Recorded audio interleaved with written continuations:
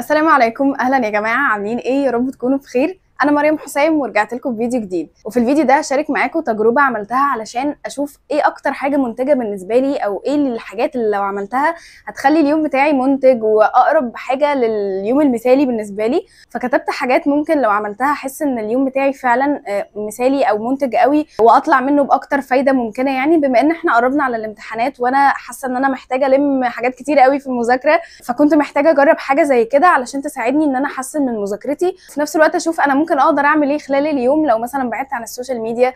فحددت كام حاجه كده اعملها علشان اشوف اليوم بتاعي هيكون منتج ازاي، وشاركتها معاكم في الفيديو ده. وكالعاده انا بصور بعد ما خلصت الفيديو، والحقيقه التجربه كانت حلوه جدا لاني فعلا انجزت خلال اليوم ده. فهشارك معاكم كل حاجه خلال الفيديو، فان شاء الله تستمتعوا، ولو انتم مهتمين تابعوا الفيديو لاخره. صباح الخير.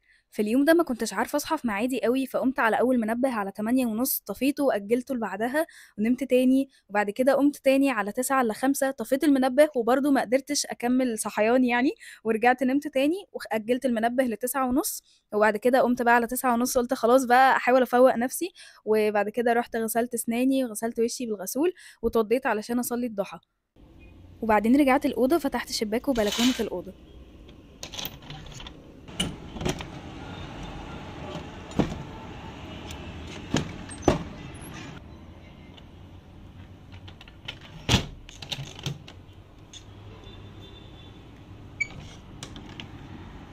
وبعدين فتحت البلكونة والسما ما كانش فيها أي غيوم، وأصلا الجو الفترة دي حر، فما تنسوش في الحر ده إنكم تدعوا إن اللهم أجرنا من حر جهنم.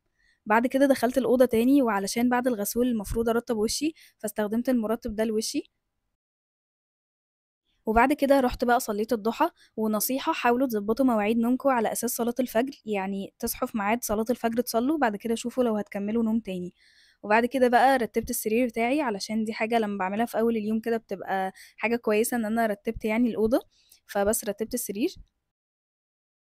وبعد كده حضّرت الفطار، وكان في عيش أسمر فحطيت جواه بطاطس، وقطّعت جنبه خيار، وكان في عصير فراولة فحطيته في المَج ده اللي هو مكتوب عليه ترجمان مريم، وباحبه أوي علشان باحب الكتابة اللي عليه يعني وشكله. بس فحضّرت الفطار ده، وحبيت أعمل حاجة جنب الفطار تكون يعني مسلية وفي نفس الوقت أستفيد منها، فشغّلت بودكاست الباشمهندس أحمد أبو زيد ومعاه كريم السيد. وعامةً البودكاست بتاع دروس أونلاين من أكتر البودكاستس اللي أنا باستفيد منها، وفي نفس الوقت باكون فعلًا مستمتعة وأنا باتفرّج عليها. فلمّا باكون حاسة إن أنا مش عايزة أمسك الموبايل في بداية اليوم، ممكن أشغّل بودكاست جنبي وأنا بافطر بدل ما أفطر يعني وأنا زهقانة. هنا كنت خلاص باخلّص الفطار وكنت وصلت للجزء ده من البودكاست يعني. وبعد كده بعد الفطار خدت أوميجا 3. هو تقريبًا مش عارفة بيتاخد بعد الفطار والّا الغدا، بس عامةً باخده بعد الفطار، وأتمنى يعني إن هو يفيد على حسب الفايدة اللي فيه. وبعدين رتّبت المكتب علشان أبدأ أذاكر.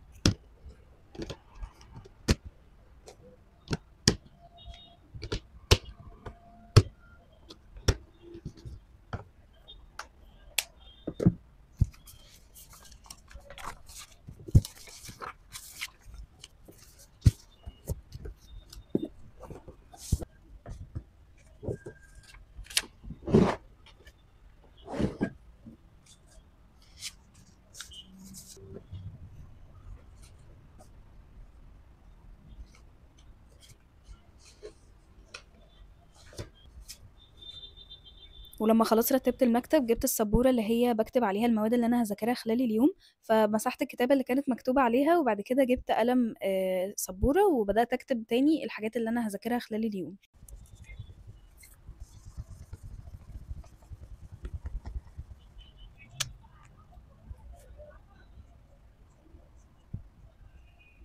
وبعد كده جِبت النوتة دي اللي باكتب فيها كل يوم الTo do list بتاعة اليوم عامةً، فكتبت بقى الحاجات اللي أنا عايزة أعملها خلال اليوم زي قراءة الأذكار والضحى وقيام الليل ومذاكرة عدد جلسات معيّنة، حاجات عامةً اللي أنا كنت عايزة أعملها خلال اليوم. وبعد كده قرأت أذكار الصباح علشان ما انساش إن أنا أقراها. وآخر حاجة جِبت ورقة كتبت فيها الجلسات بتاعة اليوم، علشان كنت محددة جلسات مذاكرة معيّنة أنا عايزة أذاكرها خلال اليوم. فكتبت أول حاجة اليوم وتاريخه وكده، وعملت مربع كتبت فيه جلسة المذاكرة الأولى، وكتبت أنا هاذاكر من الساعة كذا لكذا، وكل جلسة باعمل مربع وباكتب هاذاكر من الساعة كذا لكذا، عشان أشوف أنا خلال اليوم ذاكرت قد إيه، وأشجع نفسي يعني إن أنا كل أمّا أذاكر أعمل صح وكده. وبعدين بقى جهزت حاجتي اللي انا هذاكرها وجبت الايربودز ووصلتها بالتابلت، وبعد كده شغلت برنامج فليب كلوك وحددت التايمر اللي انا هذاكره. البرنامج فيه حاجه ان هو بيكون فيه اصوات تساعدنا على المذاكره زي اصوات المطر واصوات للطبيعه، فانا بقيت بعمل حاجه علشان تجبرني شويه ان انا اقعد خلال جلسه المذاكره كلها ما اقومش، وابقى متحمسه يعني ان انا اخلص المذاكره اللي عليا او اجبر نفسي ان انا اخلصها. وهي ان انا بحط في وداني سماعه او ايربودز وبشغل صوت المطر مع التايمر ده، وببدا ان انا اذاكر، وطول ما السماعه في وداني او طول ما الصوت ما وقفش انا بفضل مكمله مذاكره. فدي خلتني ان انا اقدر اخلص المذاكره اللي عليا وفي نفس الوقت اجبر نفسي اقعد جلسه المذاكره كلها، لاني لحد فتره مش بعيده ما كنتش بقدر حتى اقعد 25 دقيقه على بعض بذاكر. فدلوقتي بدات واحده واحده ازود الوقت، يعني في الاول 25، بعد كده خليتهم 30 دقيقه، بعد كده 35، بعد كده 40 دقيقه. ومع الطريقه دي ان انا قاعده على المكتب حاطه حاجات قدامي وحاطه هايلايترز وكده، ومع كمان ان انا مشغله تايمر فكاني بجبر نفسي ان انا افضل قاعده لحد ما اخلصه، ففعلا بخلص الوقت اللي عليا. هنا انا كنت خلصت مذاكره الجزء ده وكان لسه 8 دقايق من التايمر يعني، والساعه كانت لسه 12 الا ربع، فقررت هنا ان انا اخد بريك. وبقيت احاول الفتره دي ان في اوقات البريكات اعمل اي حاجه تسليني، زي ممكن ان انا اعمل حاجات بالخيوط مثلا. وهنا طولت شوية في البريك مش عارفة ليه، بس بعد كده رجعت تاني شغلت برضو تايمر حسب الوقت اللي أنا هذاكره للمادة دي، وجبت مادة تانية وبدأت إن أنا أذاكرها. مذاكرة المادة دي كانت من الكتاب بس كنت محتاجة ألخص شوية فيها، فجبت سكتش تاني وبدأت ألخص الحاجات اللي أنا عايزة ألمها كده مع بعض. وحاسة إن أنا الفترة دي عمالة ألخص في حاجات في كل المواد علشان تساعدني للمذاكرة للفاينل، خصوصا بقى ليالي الامتحانات وكده. وشاركوني في التعليقات، هل بتحبوا أو بتفضلوا إن انتوا تعملوا ملخصات وتذاكروا منها في ليالي الامتحانات مثلا، ولا الأفضل بالنسبة لكم إن انتوا تفضلوا تذاكروا من نفس الحاجة اللي انتوا ذاكرتوا منها في أول السنة؟ أنا بالنسبة لي على حسب المادة، في أوقات بحس إنه أيوة أنا محتاجة ملخص للمادة علشان أقدر أفتكر المعلومات الكتير مع بعض، وفي أوقات تانية بحس إنه لأ أنا محتاجة أذاكر من نفس الحاجة اللي بدأت مذاكرة منها علشان بكون فاكرة بقى الحاجات على حسب أماكن الصفحات وكده. الذي خلقني فهو يهدين والذي هو يطعمني ويسقين.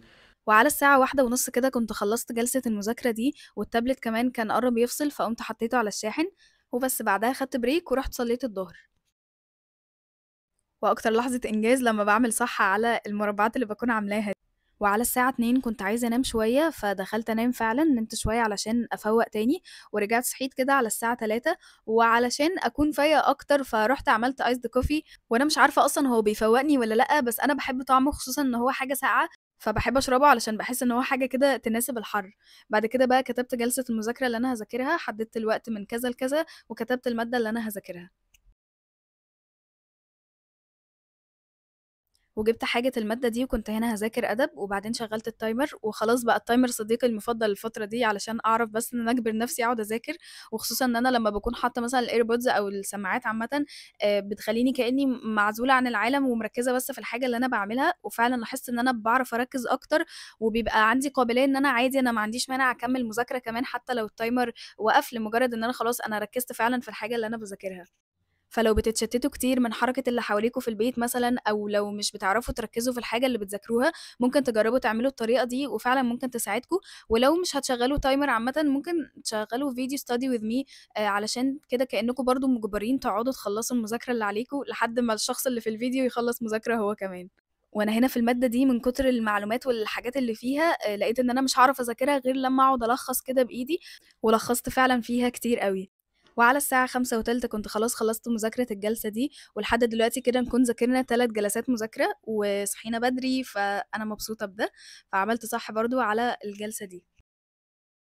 وكنت حابة في البريك أعمل أي حاجة فنية، فكان في رسمة شُفتها على Pinterest حبيت أعملها، فجِبت بس اللزق اللي أنا هاستخدمه والألوان وحددت كده المربعات، والمفروض كنت أنا خلاص هاقعد أرسم بقى وألوِّن وكده، بس حسيت إن أنا جعانة والغدا كان جَهَز، فرُحت حطيت الأكل وقعدت آكل علشان كنت جعانة. وبصراحة كده يا جماعة ما هي المذاكرة بتجوّع برضه وأنا صاحية من بدري وكده، فاللي هو لأ لازم أتغدى بدري. وبعد كده بعد الغدا قريت أذكار المساء علشان دي على طول بانساها، فخلاص أنا عملتها بعد الغدا على طول بقى. وضيعت لي شوية وقت، وبعد كده رُحت بقى جهّزت المادة اللي بعدها علشان أقعد أذاكر.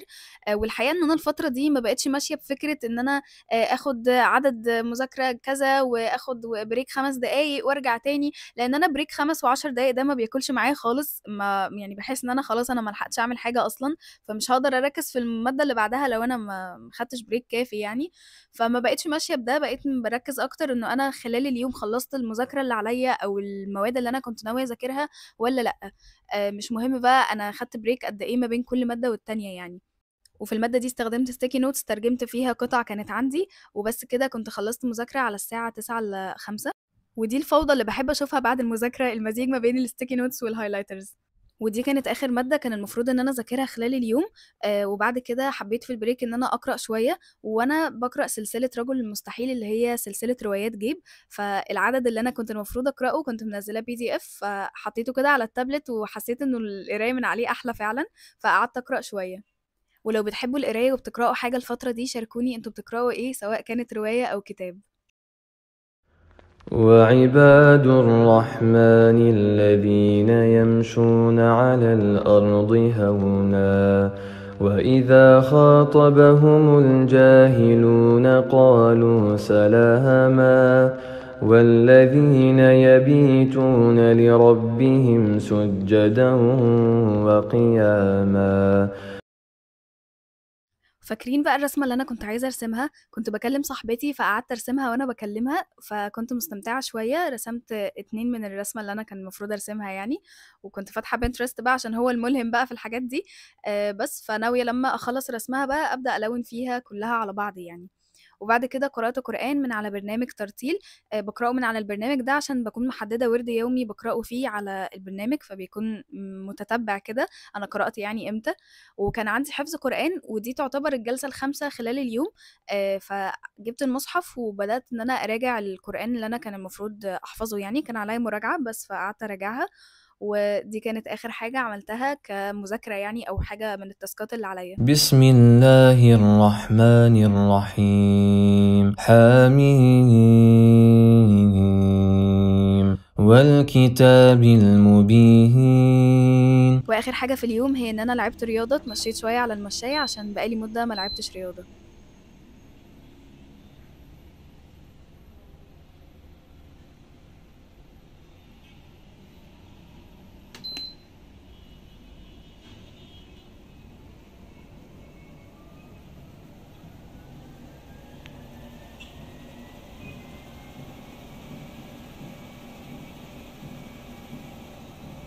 وبس كده، ده كان فيديو النهارده، اتمنى تكونوا استمتعتوا وانتوا بتشوفوه. الحقيقه ان تجربه زي كده بتخلينا نحس انه فعلا اليوم عندنا فيه ساعات كتير، بس احنا اللي ما كناش منظمينها كويس. يعني انا لما قفلت السوشيال ميديا خلال اليوم ما استخدمتهاش تقريبا غير ساعه، وده انجاز قوي لان انا بستخدمها اكتر من كده بكتير. ف بقى عندي وقت اكتر وطاقه اكتر ان انا اقدر اعمل حاجات تانية غير السوشيال ميديا، زي ان انا اخلص المذاكره اللي عليا، واكتشفت ان انا ذاكرت كذا جلسه خلال اليوم، مع ان قبل كده كنت حاسه بقى انه مفيش وقت او انا ما عنديش طاقه اصلا اقوم اذاكر. فده كان انجاز بالنسبه لي اني ذاكرت يعتبر 5 جلسات خلال اليوم. كمان ان انا عملت حاجات تانية غير المذاكره، زي ان انا رسمت وعملت حاجه فنيه بسيطه، لعبت رياضه، قرات قران وقرات في روايه، وعملت كذا حاجه حسستني ان اليوم فيه وقت، وانه كمان اقدر اعمل حاجات تانية غير المذاكره تشجعني شويه او تديني طاقه يعني. فالموضوع بصراحه كان مسلي جدا، ولازم انتوا تجربوا انتوا كمان تيجوا في يوم كده تقفلوا السوشيال ميديا وتحددوا كده حاجات تتحدوا نفسكم خلال اليوم ان انتوا تخلصوها، وان شاء الله هيفرق معاكم وهتلاقوا نفسكم فعلا انتجتوا. فبس كده، اتمنى تكونوا استمتعتوا بالفيديو، وان شاء الله اشوفكم في فيديو جديد، ومع السلامه.